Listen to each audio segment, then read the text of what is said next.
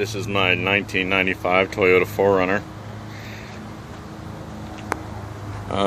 It's basically just a work truck, but I do use it for other stuff. You can see it's got the 3.0 V6. It's a good motor. It's a strong motor.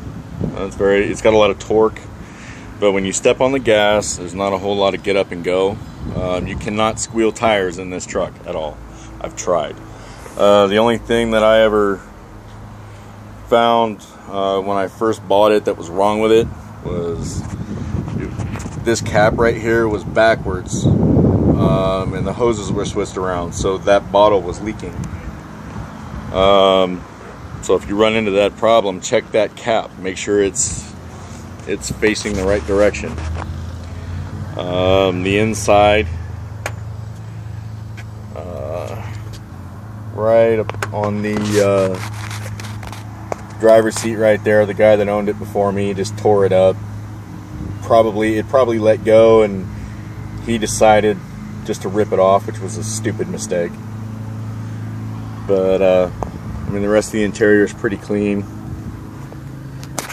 except for I need floor mats in here. The dashboard has some cracks in it. Like that one's a huge crack, but you can see it's got over 200,000 miles on it. But like I said, it runs pretty strong, and if you take care of these things, they can last 500,000 to 600,000 miles. Basically, I just bought it because I needed a vehicle to get back and forth to work, because I had to let go of my other truck to a family member. And you can tell there's a lot of room in here. When you lay the back seat down, you have to take those headrests off and lay it down. My son and I went on a camping trip, and he had a lot of room in there, as far as like laying in the back of the truck, because we didn't set up a tent, we just slept in the truck. But then again, like, he's 6, so of course he's gonna have a lot of room. Being 6 foot tall or better, you're not gonna have hardly any room in there. My suggestion to you, if you're gonna sleep in the back of your truck, is remember lots of padding. I usually just carry my my hitch and a blanket, my toolbox, and a first aid kit, and I carry that all the time.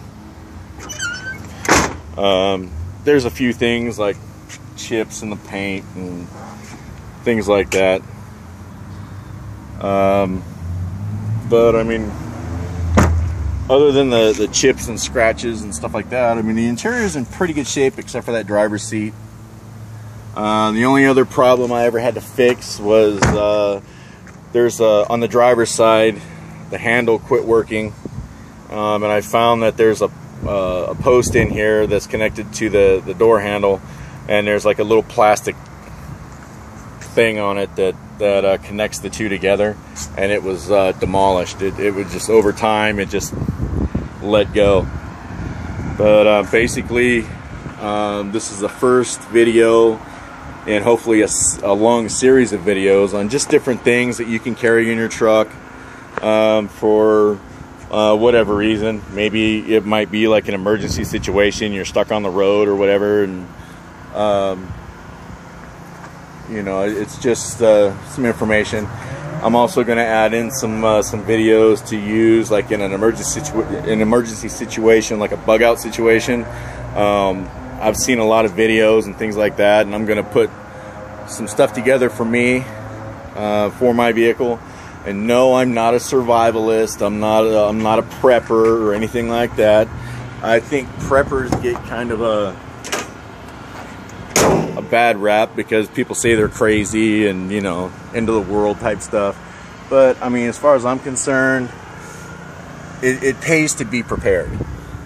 And if being prepared means I have to carry a few extra things in my truck every once in a while, then that's fine with me. Because like I said, this truck's 20 years old. I don't go anywhere without at least a tool bag and a first aid kit.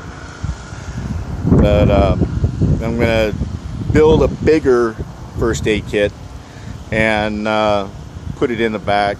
And when I do that, I'm gonna do a series of videos. I might even put together a bug out bag itself, just because I've never done one before.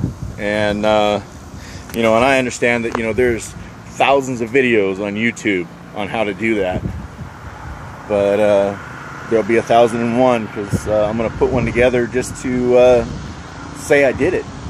And if you've ever put a bug out bag together and you have any suggestions, let me know. Or if you have any suggestions for a first aid kit, let me know. Or even like vehicle maintenance stuff, like how to fix certain things on your paint and, you know, different mechanical things. I'm always willing to learn and listen. But that's the truck. Thanks for watching.